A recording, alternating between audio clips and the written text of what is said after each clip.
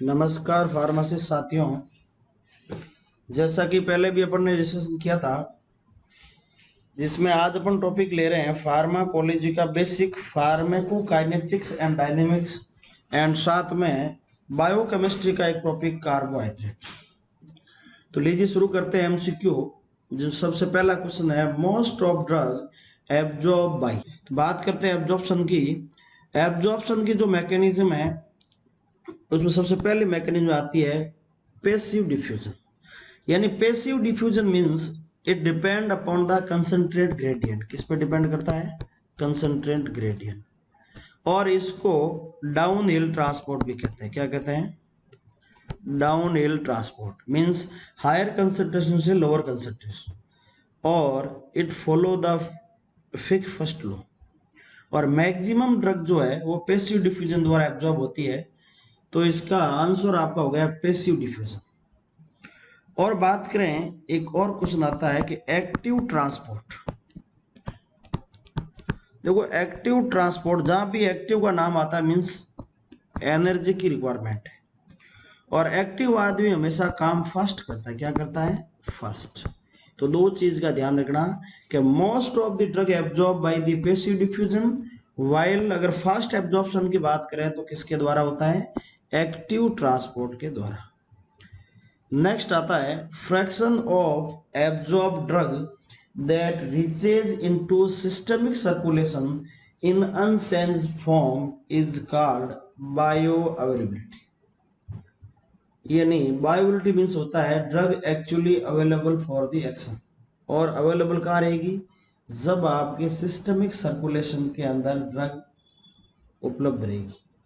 जैसा कि अपन बात करते हैं कि आईवी की 100% बायोअवेलेबिलिटी होती है, क्योंकि आपने सीधा इंजेक्शन सिस्टम के अंदर लगाया, मीन्स जितनी डोज आपने दी है वो एज इट इज सिस्टम के अंदर अवेलेबल है। एंड बायोअवेलेबिलिटी मेनली किन चीज़ों पे डिपेंड करती है? पहला आपका फर्स्ट पास मेटाबॉलिज्म, इसको प्री सिस्टमिक मेटाबॉलिज्म कहते हैं। और दूसरा डिपेंड करता है एब्जॉर्प्शन। एंड तीसरा रूट ऑफ ड्रग एडमिनिस्ट्रेशन। अब देखिए साथियों, एक क्वेश्चन इसमें और बनता है। एक तो ये बन गया कि बायोअवेलेबिलिटी डिपेंड अपॉन, तो ये तीन फैक्टर हो गया आपका, first pass metabolism, absorption and route of drug administration. जैसे बात करें रूट ऑफ ड्रग एडमिनिस्ट्रेशन, अगर आपने आईवी दी है तो 100% बायोअवेलेबिलिटी रहेगी। ओरल दी है तो ओरल के लिए दोनों फैक्टर काम आएंगे। ओरल डोजेस फॉर्म का फर्स्ट पास मेटाबॉलिज्म भी होगा एंड एब्जॉर्प्शन भी होगा, मीन्स उसकी बायोअवेलेबिलिटी कम रहेगी।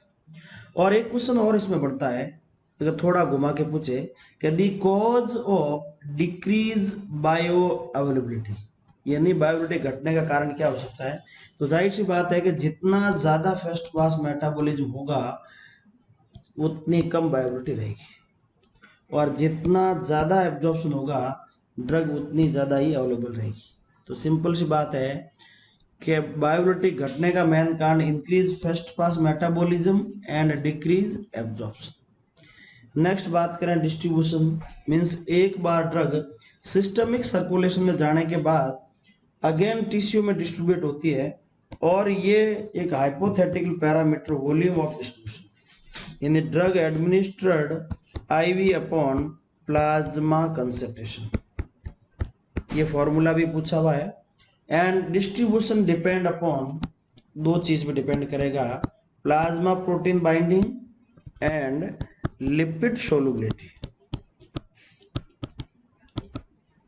मींस प्लाज्मा प्रोटीन बाइंडिंग जितनी ज्यादा होगी डिस्ट्रीब्यूशन उतना कम होगा, एंड लिपिड सोलुबिलिटी जितनी ज़्यादा होगी उतना ही डिस्ट्रीब्यूशन ज़्यादा। मीन्स आप कह सकते हैं कि ब्लड के अंदर जो ड्रग है वो एक प्रकार की टेम्परेरी स्टोरेज ऑफ ड्रग। यानी आप कह सकते हैं कि डिस्ट्रीब्यूशन को अफेक्ट करने वाले दो कारक हैं, plasma protein binding and lipid solubility. And तीसरा मेटाबॉलिज्म, यानी बायो ट्रांसफॉर्मेशन एंड एक्सक्रेशन। अब अगर बात करते हैं, एक सिंपल क्वेश्चन और बनता है कि ADME यानी फार्मेकोकाइनेटिक्स।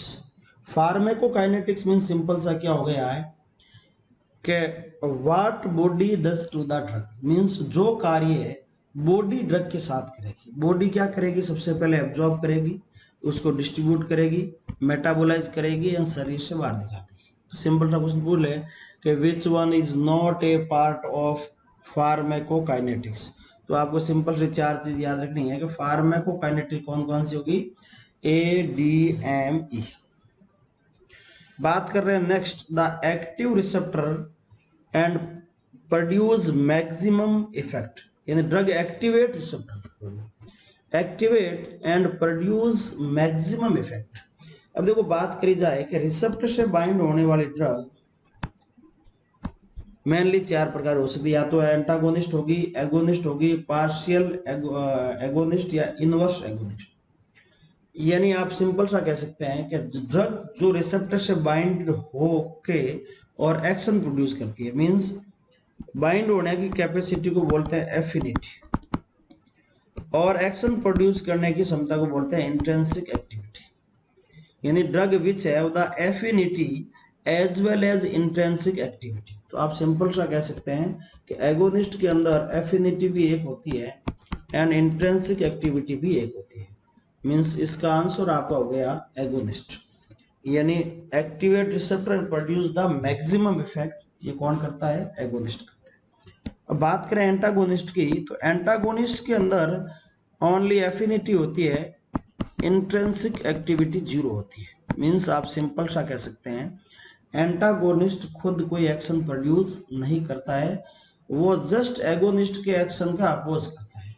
जैसे बात करूं मैं एटेनोलोल, पहली बात तो जहां भी लॉल आ जाए मींस वो बीटा ब्लॉकर है, आपको रटने की जरूरत नहीं है कि किसी भी ड्रग के पीछे लॉल आता है मींस बीटा ब्लॉकर है। और atenolol is a cardio selective, means वो बीटा 1 रिसेप्टर जो हार्ट पे होता है। अब बात की जाए जब एटेनोलोल देते हैं तो बीपी आपकी डाउन होती है, मींस एक्शन आ रहा है, पर वो एक्शन एटेनोलोल कैसे देता है, क्योंकि बीपी आपका बॉडी के जब इस बीटा 1 रिसेप्टर पे कोई भी न्यूरोट्रांसमीटर आके बाइंड होगा, जैसे एड्रेनलिन, नॉर एड्रेनलिन, यानी जब न्यूरोट्रांसमीटर रिलीज हुआ और वो बाइंड आके रिसेप्टर से बाइंड हुआ तब आपकी बीपी बढ़ी। तो एंटागोनिस्ट के अंदर क्या कैपेसिटी होती है, ओनली एफिनिटी, मींस बाइंड होने की कैपेसिटी। तो एंटागोनिस्ट इस रिसेप्टर से बाइंड हो जाएगा तो वो न्यूरोट्रांसमीटर या एगोनिस्ट को बाइंड नहीं होने देगा, जिससे बीपी आपकी डिक्रीज होगी। तो ये एंटागोनिस्ट सिंपल हो गया कि drug which have the affinity but does not have the intrinsic activity. बात करें पार्शियल की, तो पार्शियल के अंदर एफिनिटी एक होती है जबकि इंट्रिंसिक एक्टिविटी 0 से 1 के बीच में होती है। और इनवर्स एगोनिस्ट बात करें मींस एफिनिटी एक होती है और इंट्रिंसिक एक्टिविटी -1 होती है। वैसे देखा जाए कि एगोनिस्ट के जस्ट अपोजिट होता है एंटागोनिस्ट। अब ये भी इनवर्स एगोनिस्ट भी एक्शन क्या दे रहा है, जस्ट अपोजिट दे रहा है, लेकिन इसके अंदर इंट्रिंसिक एक्टिविटी है, इसलिए आपने इनवर्स एगोनिस्ट बोला। इसको आप एंटागोनिस्ट नहीं कह सकते, क्योंकि एंटागोनिस्ट तो वो है जिसके अंदर इंट्रिंसिक एक्टिविटी या एक्शन प्रोड्यूस करने की क्षमता नहीं होती। बात करें नेक्स्ट क्वेश्चन की, therapeutic index indicate the drug safety. बात करें थेरापेटिक इंडेक्स तो कैसे निकालते हैं, LD50 अपॉन PD50, मीन्स आप कह सकते हैं कि LD50 is directly proportional to the therapeutic index, in more the LD50 more the therapeutic index, और ED50 इज इनवर्सली प्रोपोर्शनल, मतलब more the ED50 less the therapeutic index. इन आप कह सकते हैं कि therapeutic index indicate the drug safety, और ये फॉर्मूला भी पूछा हुआ है LD50 अपॉन ED50। तो ये दो क्वेश्चन बहुत इंपॉर्टेंट है। Next, when the action of one drug is facilitated और increase by other drug it called synergism. यानी कोई एक ड्रग अगर दूसरे ड्रग के एक्शन को बढ़ाती है तो सिनर्जिज्म कहलाती है। Tolerance means we need the more dose to produce the therapeutic effect. Antagonism means हो गया कि कोई एक ड्रग दूसरे ड्रग के एक्शन का अपोज करती and tachyphylaxis acute tolerance develop. Next दिया how much biological half life a drug take for its nearly complete elimination. अब बात करें हाफ लाइफ की, यानी वो बॉडी में कितनी रिमेन रहती है और कितनी एक्सक्रीट करती है। अगर बात करें फर्स्ट हाफ लाइफ मीन्स अपन करें हाफ लाइफ मीन्स अगर 100% ड्रग थी तो यानी 50% आपकी बॉडी से एलिमिनेट होगी।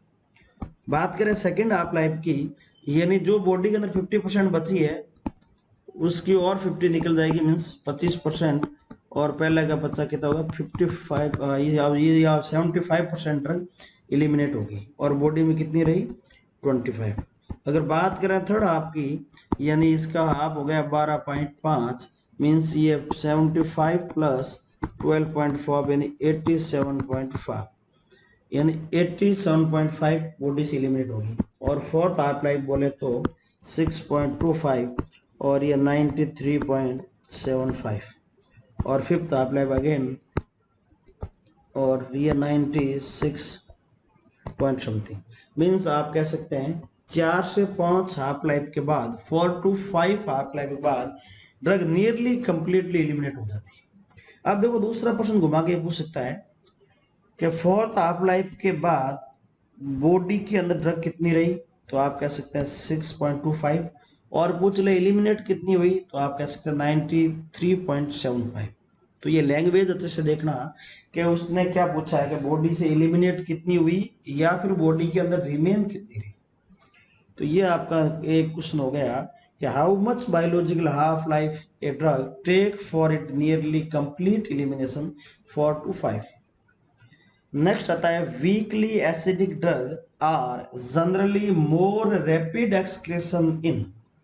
अब देखो बात की जाए, जब एब्जॉर्प्शन पढ़ा था तो अपन पढ़ा था कि कोई भी ड्रग की अनआयोनाइज जो फॉर्म होती है वो आपकी लिपिड सोल्यूबल होती है, lipid soluble.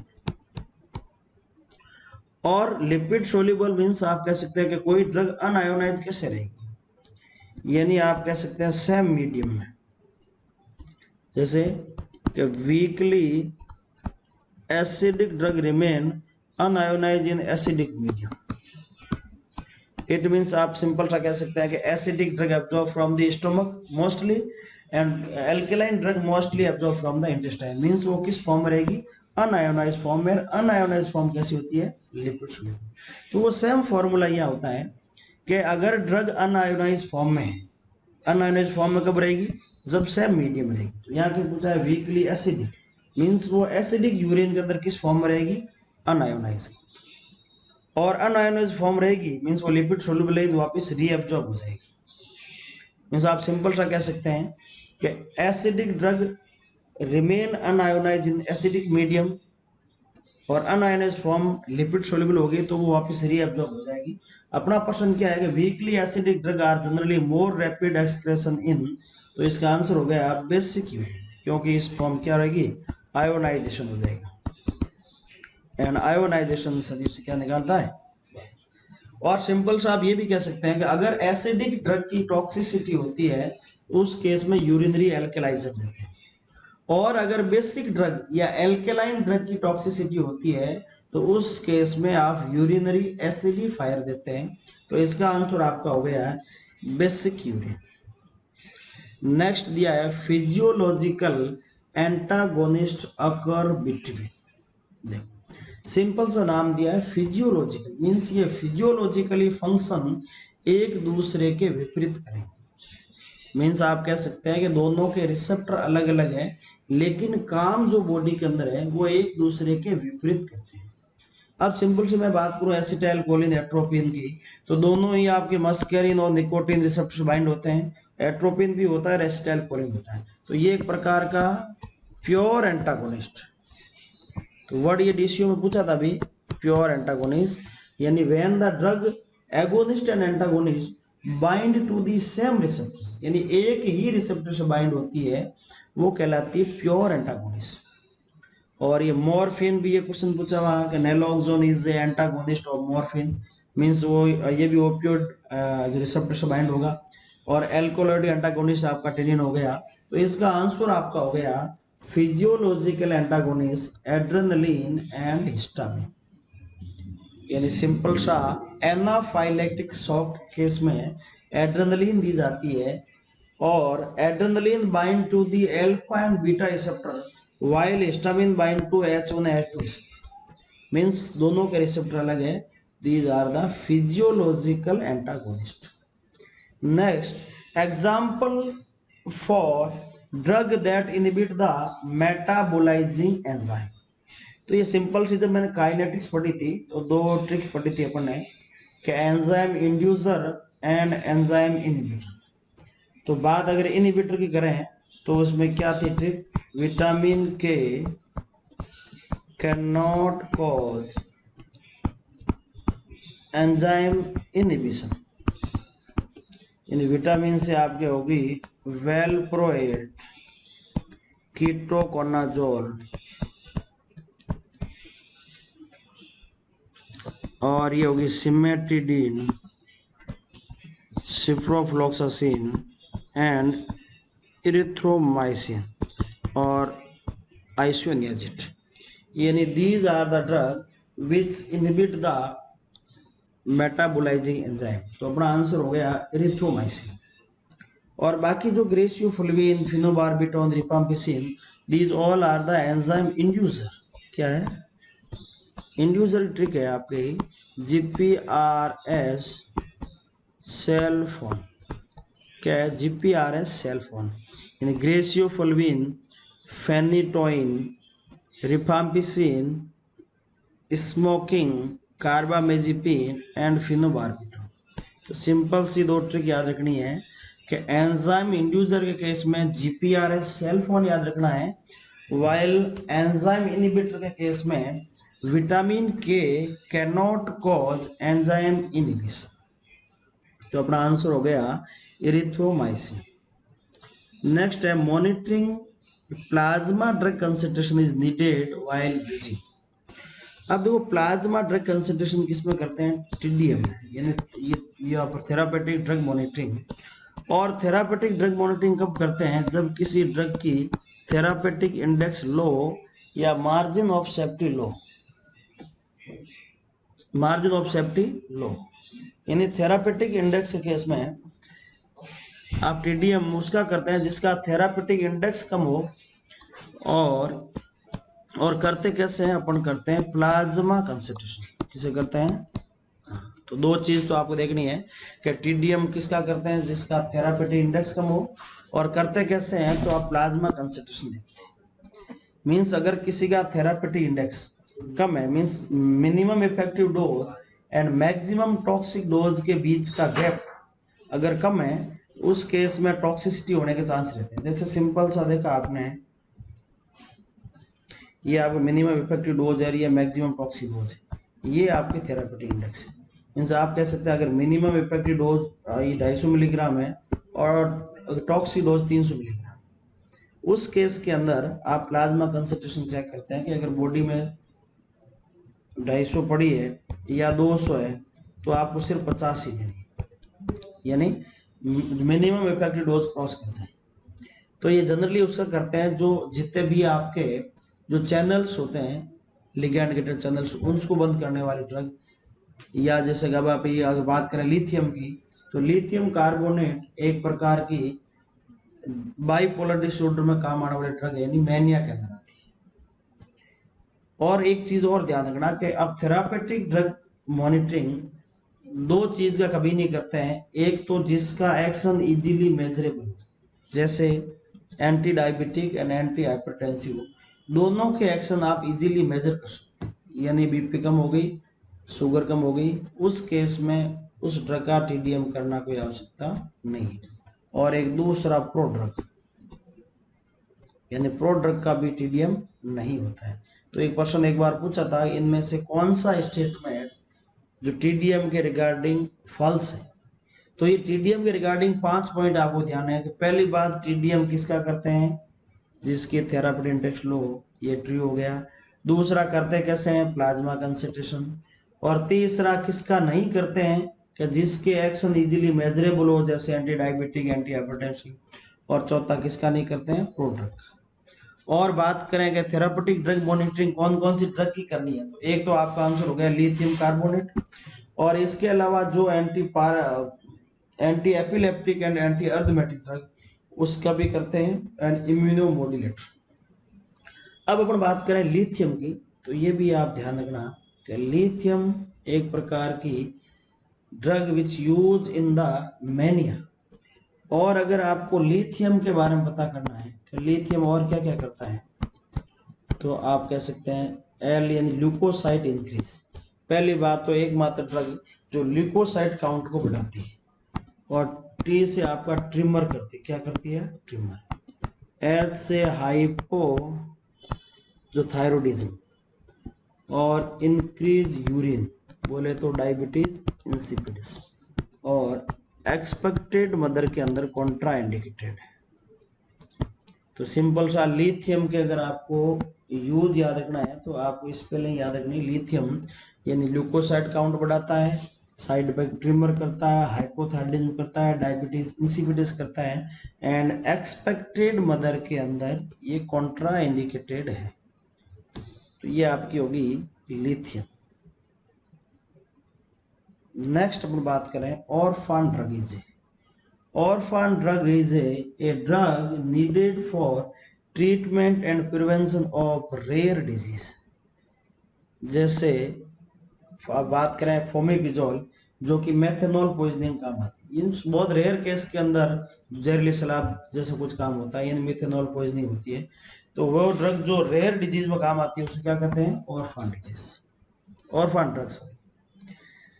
Which of the following अब कॉन्स्टिट्यूट ड्रग एब्यूज, यानी सिंपल सा आप इस आंसर हो गया, जहां भी मॉर्फिन का आता ही है, तो आंसर हो गया repeated self administration of morphine, यानी मॉर्फिन का ड्रग एब्यूज ज्यादा होता है। बाकी जो फिजिशियन पेनिसिलिन जी दे रहा है या आप सेल्फ रिली एस्प्रिन ले रहे हैं हेडेक के लिए, तो उसका एडिक्शन नहीं होता है, यानी एब्यूज सिर्फ किसका है। Active transport of a substance across biological membrane has the following characteristic except. बात एक्टिव ट्रांसपोर्ट करते हैं इसको बोलते हैं अप हिल ट्रांसपोर्ट। क्या बोलते हैं, up hill transport. Means up hill transport means you need energy. क्या चाहिए आपको, नीड एनर्जी। और एनर्जी कहां से बोलती है, मेटाबॉलिज्म से। किससे मिलती है, यानी आप सिंपल सा कह सकते हैं, एक पर्सन ये भी आ गया कि मेटाबॉलिक पॉइजनिंग से कि कौन सा ट्रांसपोर्ट या किसका एब्जॉर्प्शन रुक जाता है, तो मेटाबॉलिक पॉइजनिंग होने से एटीपी जनरेट नहीं होगा, और एटीपी जनरेट नहीं होगा तो उस केस में एक्टिव ट्रांसपोर्ट का एब्जॉर्प्शन रुक जाएगा। यानी आप कह सकते हैं कि एक्टिव ट्रांसपोर्ट के अलावा जितने भी एब्जॉर्प्शन है, पैसिव है, आयन फेयर है, या फिल्ट्रेशन है, या कैरियर मीडिएटेड है, these all are the mechanism which do not required energy. Means उन चारों में मेटाबॉलिक पॉइजनिंग का कोई इफेक्ट नहीं होगा। तो सिंपल ये भी हो गया। तो आप कह सकते हैं कि एक्टिव ट्रांसपोर्ट पहली बात तो नीड एनर्जी, और एक्टिव आदमी हमेशा काम बड़ा फास्ट करता है। क्या करता है, तो आप कह सकते हैं फास्ट एब्जॉर्प्शन। और एक्टिव आदमी एक समय बाद जो सैचुरेट हो जाता है कि यार अब नहीं करना, सैचुरेबल, और ये स्पेसिफिक भी होता है। तो सिंपल कह सकते हैं कि इट्स स्पेसिफिक बिल्कुल यस, इट इज सैचुरेबल यस, और it required the metabolic energy means yes. तो इनमें से कौन सा आंसर पूछा है, एक्सेप्ट। यानी एक्सेप्ट यानी active transport of substance across biological membrane has the following characteristic except, यानी आप कह सके इज पीएच डिपेंडेंट नहीं होता है, बाकी स्पेसिफिक होता है, सैचुरेबल होता है, और मेटाबॉलिक एनर्जी भी चाहिए। नेक्स्ट आया absorption is the process of movement of drug molecule from site of administration to the drug blood circulation. यानी आप जो भी ड्रग ले रहे हैं उसका अल्टीमेट मकसद अपना है कि ड्रग का सिस्टमिक सर्कुलेशन में पहुंचना। तो एब्जॉर्प्शन प्रोसेस क्या होगा आपका, movement of drug molecule from site of administration to the blood circulation. Next आया convective transport is another name of filtration. इसको सॉल्वेंट ड्रैग भी कहते हैं, फिल्ट्रेशन कहते हैं या कन्वेक्टिव ट्रांसपोर्ट भी कहते हैं। अब बात करें पैसिव ट्रांसपोर्ट की, यानी एक तो पीछे क्वेश्चन आया था कि most of drug absorb by this route. दूसरा, ये अनसेचुरेबल होता है ड्यू टू सिंक कंडीशन, इनसे जो ड्रग एब्जॉर्ब वही ब्लड के साथ सर्कुलेट हो जाएगी, तो बराबर कंसंट्रेशन कभी नहीं आती है। जैसे सिंक में पानी डालते हैं तो सिंक कभी नहीं भरता क्योंकि पानी नीचे चला जाता है। इसी प्रकार पैसिव ट्रांसपोर्ट भी नॉन सेचुरेबल होता है, इसको एनर्जी की रिक्वायरमेंट नहीं होती है, बिकॉज ये डाउन हिल ट्रांसपोर्ट, यानी हायर कंसंट्रेशन लोअर कंसंट्रेशन। और एक इंपॉर्टेंट चीज याद रखनी है कि follow the fix first law, ये इंपॉर्टेंट चीज है कि फिक्स फर्स्ट लॉ फॉलो कौन करता है? फिल्ट्रेशन जो सिंपल सा एक्वस फील्ड पोर होते हैं जिसके अंदर लेस देन 100 डाल्टन जो साइज है वो इजीली ट्रांसपोर्ट हो जाती है। फैसिलिटेड कैरियर मीडिएटेड, ये भी स्ट्रक्चर स्पेसिफिक होते हैं, यानी कैरियर मीन्स आप कह सकते हैं जैसे अपन जा रहे हैं हरिद्वार के अंदर जो पंडे होते हैं वो स्पेसिफिक होते हैं, आपसे पूछते हैं कहाँ से हो क्या, यानी स्ट्रक्चर स्पेसिफिक। पहले तो इसकी पंडा क्या हो गया? Structure specific. और दूसरा कि अब लिमिटेड कैरियर होने की वजह से ये सेचुरेबल है, कैसा होता है? Saturable. Right, follow the lock and key model. और एक्टिव ट्रांसपोर्ट का डिस्कशन अपन पीछे कर ही लिया है, तो आप सिंपल सा है कि convective transport is another name of filtration. Next, half life does not depend upon. Half life means drug का बॉडी से एलिमिनेट, हाफ डोज एलिमिनेट कब होती है, तो ये डिपेंड करता है बायो ट्रांसफॉर्मेशन बोले तो मेटाबॉलिज्म पे। दूसरा ये concentration of the drug in plasma, यानी प्लाज्मा में कितनी कंसंट्रेशन है और किस रेट से ड्रग बॉडी से बाहर एलिमिनेट हो रही है। इन हाफ लाइफ इन तीनों चीजों पे डिपेंड करता है, बायो ट्रांसफॉर्मेशन या bio metabolism, concentration of drug in plasma and rate of drug elimination. यानी डज नॉट, यदि किस पे डिपेंड नहीं करता है तो ये टाइम ऑफ ड्रग एब्जॉर्प्शन पे डिपेंड नहीं करता। Next, after osazone test the sample sugar gave needle shape crystal, the sample sugar will be the glucose and fructose both. ये आगे हम डिस्कशन करेंगे। Glucose and fructose, maltose disaccharide होती है जिसके अंदर माल ही माल होता है, माल ही माल बोले तो ग्लूकोज एंड ग्लूकोज। और डाइसेकेराइड कौन कौन सा हो गया? जैसे हो गया सुक्रोज, लैक्टोज एंड माल्टोज। तो माल्टोज में आपके क्या क्या हो गया? माल ही माल होता है in glucose and glucose. Sucrose में हो गया ग्लूकोज एंड फ्रक्टोज, और लैक्टोज में हो गया ग्लूकोज प्लस गैलेक्टोज। अब अगर बात करें, जब टेस्ट की बात आई तो कार्बोहाइड्रेट के टेस्ट देखते हैं अपन कौन कौन से होते हैं। क्वेश्चन आया हुआ है, बहुत सी बार पूछ देते हैं। ये एक तोमर साहब की बार थी, किसकी थी? तोमर। और जैसे बार है तो बार के अंदर ये बोतलें पड़ी है, एक बोतल, दो बोतल, एक बोतल, दो बोतल। और उस बार के आगे ओसामा की कार थी, किसकी थी? ओसामा। और ओसामा से हो गया ओसाजोन टेस्ट। और ओसामा की गर्लफ्रेंड माला पिरो रही थी, क्या पिरो रही थी? और कहाँ बैठी थी? बालकोनी के अंदर। बालकोनी मीन्स बेल, यानी ओसामा की गर्लफ्रेंड पैंट पहन के, जो पैंट पहन के बालकोनी में माला पिरो रही थी। तो पहली बात तो बेल टेस्ट हो गया पेंटोज शुगर के लिए। और ओसाजोन जो टेस्ट होता है, यानी गर्लफ्रेंड माला बोले तो ये निडल से क्रिस्टल, यानी ग्लूकोज एंड फ्रक्टोज कैसे देते हैं? निडल से। और उस निडल से जो अब ये सनफ्लावर के जो पफ शेप क्रिस्टल बना रही थी, यानी पफ शेप माला बना रही थी। तो आप कह सकते हैं glucose and fructose give the needle shape crystal, Mala in maltose give the sunflower shape and lactose give the puff shape. और ये ओसामा क्या कर रहा था? ओसामा कार की आयोडीन से मालिश कर रहा था। क्या कर रहा था? मोलिश। तो मोलिश से हो गया मोलिश टेस्ट, क्या हो गया? और इसके अंदर होता क्या है? अल्फा नेथोल प्लस H2SO4, और ये वॉयलेट कलर होता है। सिंपल ध्यान रखना, Molisch test is a identification test of carbohydrate. और आयोडीन बात करें तो स्टार्च ब्लू कलर देता है, जबकि डेक्स्ट्रिन आपका पर्पल कलर देता है। एक बार दोबारा आते हैं, अपन बात कर रहे थे एक तोमर साहब की बार थी, क्या थी, बार से हो गया बार फोर्ड टेस्ट और ये तोमर टेस्ट, और आगे ओसामा अपनी कार की आयोडीन से मॉलिश कर रहा था, तो आयोडीन से आयोडीन टेस्ट हो गया और मॉलिश से मॉलिश टेस्ट हो गया। और ओसामा की गर्लफ्रेंड बालकोनी में पैंट पहन के बैठी थी और वो अब निडल से सनफ्लावर के पफ बना रही थी।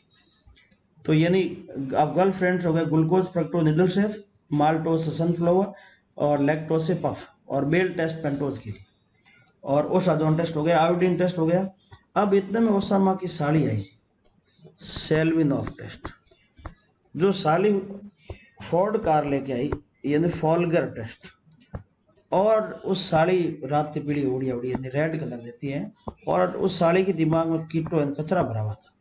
कीटो और एल्डो के बीच में, कीटो एक्सोज एंड एल्डो एक्सोज के बीच में डिफ्रेंशिएट करने का जो काम करता है वो सेल्विनोफ फॉर्मूला।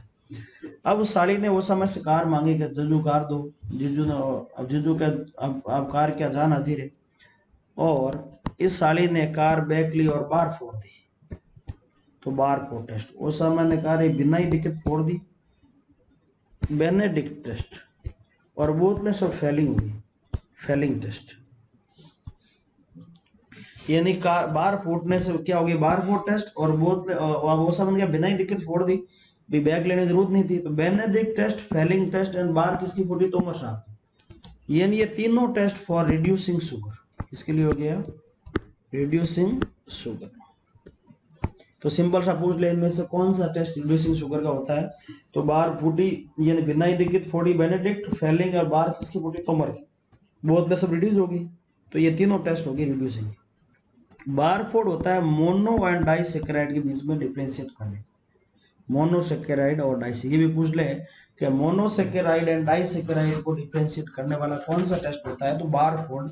और इसके अंदर कॉपर एसीटेट और एसिटिक एसिड होता है, कॉपर एसीटेट और एसिटिक एसिड। तो साथियों ये सिंपल से बहुत सी बार सिंपल क्वेश्चन आता है कि इनमें से कौन सा टेस्ट कार्बोहाइड्रेट का है या नहीं है। तो अगर आपको सिंपल स्टोर जागना कि तोमर साहब बार, तो तोमर टेस्ट हो गया, बार से बारफोड हो गया।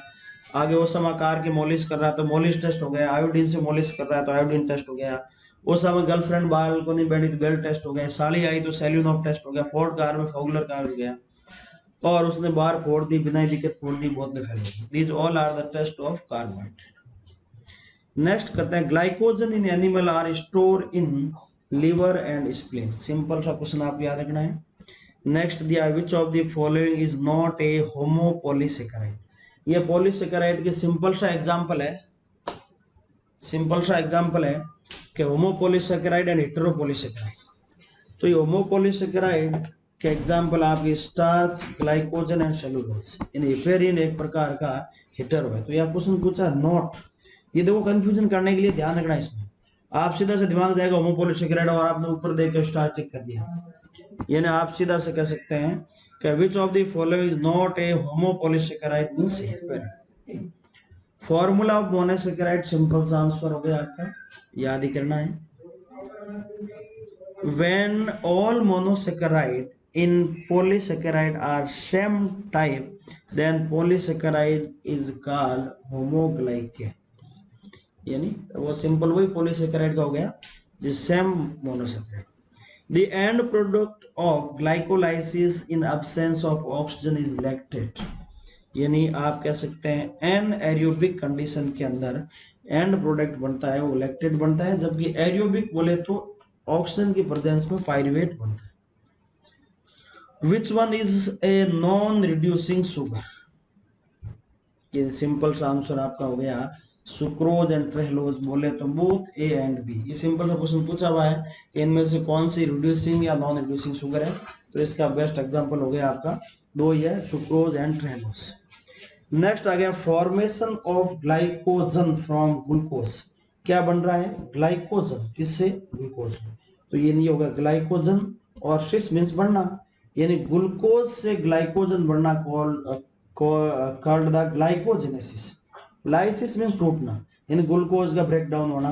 यहाँ लिखा है ग्लाइकोजिनोलाइसिस, यानी ग्लाइकोजन और उसका लाइसिस हो रहा है, यानी ग्लाइकोजन से वापस क्या बन रहा है, ग्लूकोज। और लास्ट लिखा है ग्लूकोनियोजेनेसिस, यहाँ वर्ड आ रहा है नियो, नियो मीन्स नई चीज। वैसे ग्लूकोज बनता किससे, कार्बोहाइड्रेट से।